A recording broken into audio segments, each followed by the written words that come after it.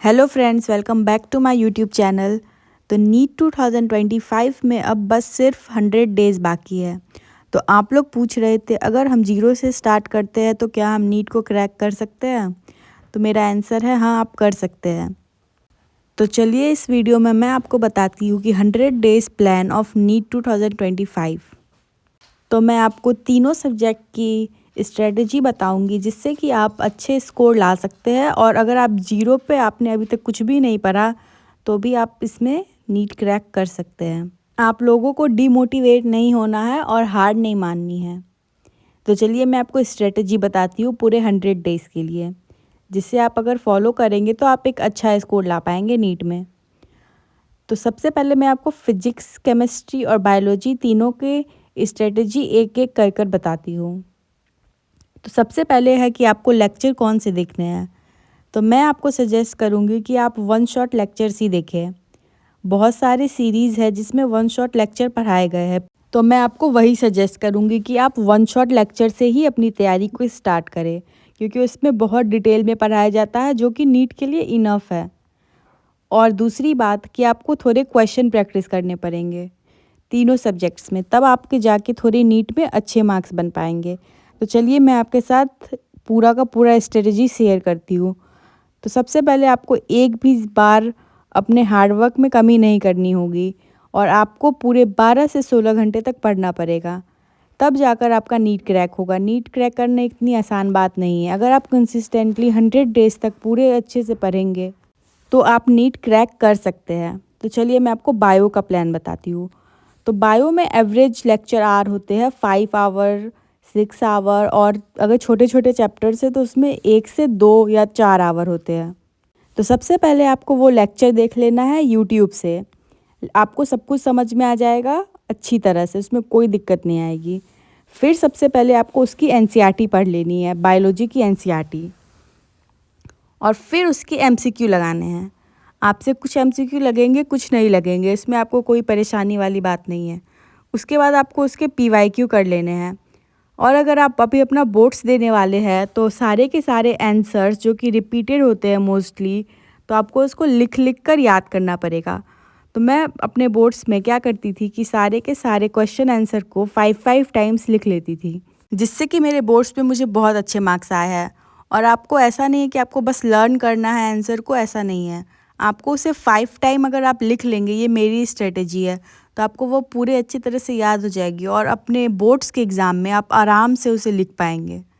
Bio में तो ये मस्ट है, आप सबके आंसर को 5 टाइम्स लिखिएगा अगर आप बोर्ड्स में है तो चलिए अब मैं आपके साथ केमिस्ट्री की स्ट्रेटेजी शेयर करती हूँ। तो पहली बात मैं आपको ये बता दूँ कि केमिस्ट्री में ऑर्गेनिक, फिजिकल और इनऑर्गेनिक पार्ट होता है, जो कि सारे बच्चों को पता होगा।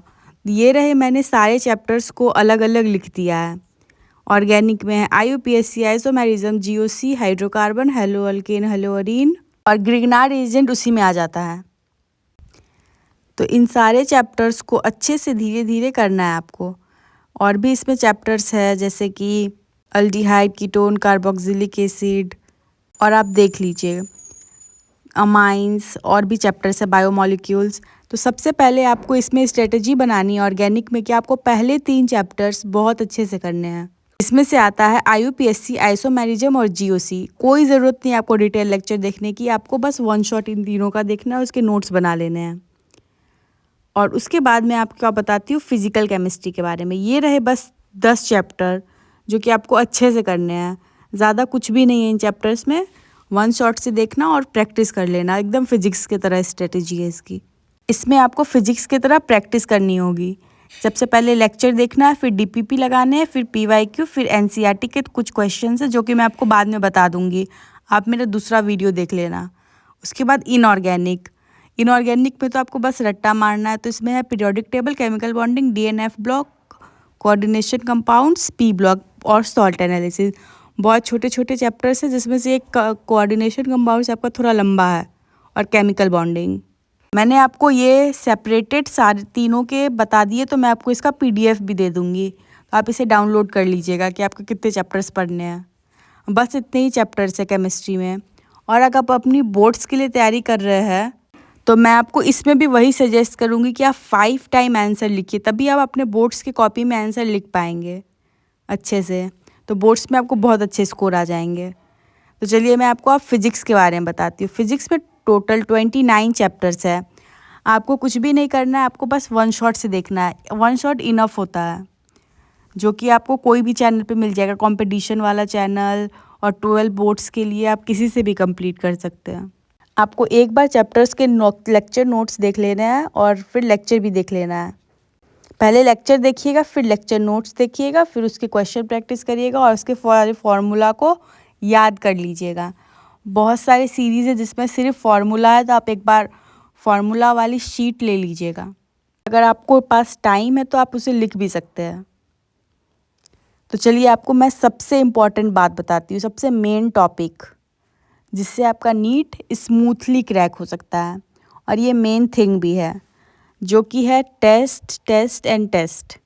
सबसे मेन तो टेस्ट ही होता है। आपने ये एक एक बार पढ़ लिया, उसके बाद आप डायरेक्ट टेस्ट पे जाइए। आप ये मत सोचिए कि मेरा पूरा सिलेबस कंप्लीट होगा पूरे अच्छे से, ऐसा कभी नहीं होता है। तो टेस्ट में भी दो टाइप होते हैं, एक होता है पार्ट टेस्ट और एक होता है फुल सिलेबस टेस्ट। तो सबसे पहले आपको पार्ट टेस्ट देने हैं। पार्ट टेस्ट आपको बहुत इजी होगा और अच्छे से हो जाएगा, और इससे आपका सिलेबस भी धीरे धीरे धीरे धीरे कंट्रोल में आने लगेगा। जब आपके सारे पार्ट टेस्ट हो जाए, उसके बाद आपको फुल मॉक टेस्ट देना स्टार्ट करना होगा, जिसमें आपको शुरू में अच्छे मार्क्स बिल्कुल भी नहीं आएंगे। सबको लो स्कोर आता है, उसके बाद आपके धीरे धीरे ये मार्क्स बढ़ते हैं। ये सबसे इम्पॉर्टेंट पार्ट है नीट के लिए। और बोर्ड्स में है तो आप सबसे पहले अपने बोर्ड्स पे ध्यान दीजिए।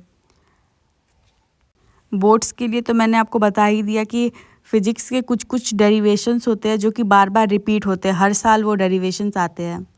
तो आपको उसे 5-5 बार प्रैक्टिस करके अपने कॉपी में लिख लेना है, तभी जाके आपके बोर्ड्स में आप उसे बना पाएंगे। तो मैं आपको ये भी बता दूंगी कि कौन कौन से मेन टॉपिक्स है जो कि बोर्ड्स में आते हैं, जिसे करके मैंने अच्छे मार्क्स स्कोर किए थे अपने बोर्ड्स में। गाइज़, अगर आप अभी अपने 12th क्लास में हैं या 11th क्लास में हैं, तो आपके लिए सबसे इम्पॉर्टेंट अभी बोर्ड्स है। उसके बाद आप नीट की या जेई की तैयारी करिए। और सबसे पहले आपको सारे के सारे क्वेश्चंस को अच्छे तरह से याद करना है बोर्ड्स के लिए, और आपको नीट के लिए भी इसे करना पड़ेगा। तो आपको उससे थोड़ा सा एडवांस करना पड़ेगा, जिसमें आपको क्वेश्चंस आ जाएंगे। तो चलिए मैं आपको सब कुछ समराइज़ कर देती हूँ। तो आपको डेली एक फिजिक्स का चैप्टर और एक बायोलॉजी का चैप्टर करना है, और अल्टरनेट डेज पे फिजिक्स या केमिस्ट्री ले लेना है। इन दोनों में से कोई एक चैप्टर और बायो के एक चैप्टर। इससे आपका 100 डेज में बहुत आसानी से हो जाएगा पूरा चैप्टर, और सिलेबस कंप्लीट आसानी से हो जाएगी। और आपको संडे संडे को जो भी चैप्टर का आपने तैयारी कर लिया है उसका आपको टेस्ट दे देना है संडे को, पार्ट वाइज टेस्ट, जिससे कि आपको पूरा पता चल जाएगा कि आपने कैसे किया। अगर आप चाहते हैं कि मैं टाइम टेबल का वीडियो बनाऊँ तो आप मुझे बता दीजिए, आप सब इसे कैसे मैनेज करेंगे, मैं उसके लिए एक वीडियो बना दूँगी। Full time table for 11th 12th और ड्रॉपर स्टूडेंट। तो आप बताइए कि आप कौन से क्लास में हैं, 11th या 12th में, तो मैं उसके हिसाब से आपके लिए टाइम टेबल बना दूँगी। तो आप उसे अच्छे से फॉलो कर लीजिएगा और आपके दोनों मैनेज हो जाएंगे, 11th भी 12th भी और नीट भी।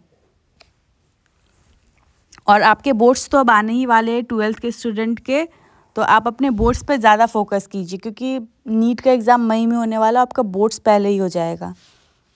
तो आपको उसके लिए ज़्यादा प्रैक्टिस करनी है, क्योंकि बोर्ड्स में अगर मार्क्स नहीं आएंगे तो नीट में आने से कोई मतलब नहीं है। आपको बोर्ड्स में पहले पास होना पड़ेगा, तो आप उस पर ज़्यादा मेहनत करिए। और गाइज़, आप मुझे ये भी बताइए कि मैं नेक्स्ट वीडियो किस टॉपिक पे बनाऊँ, कि आपको टाइम टेबल चाहिए या नीट के लिए स्ट्रेटजी, या लास्ट 100 डेज़ में कौन से इंपॉर्टेंट टॉपिक से वो पढ़ना है। तो आप मुझे कमेंट सेक्शन में बताइए।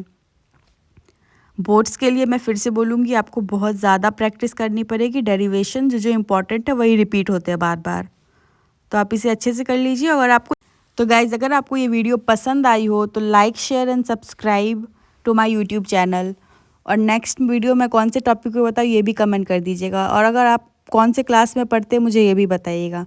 Thank you so much guys, like share and subscribe to my YouTube channel.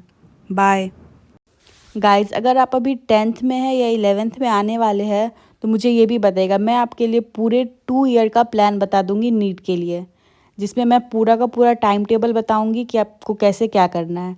Thank you so much guys, bye.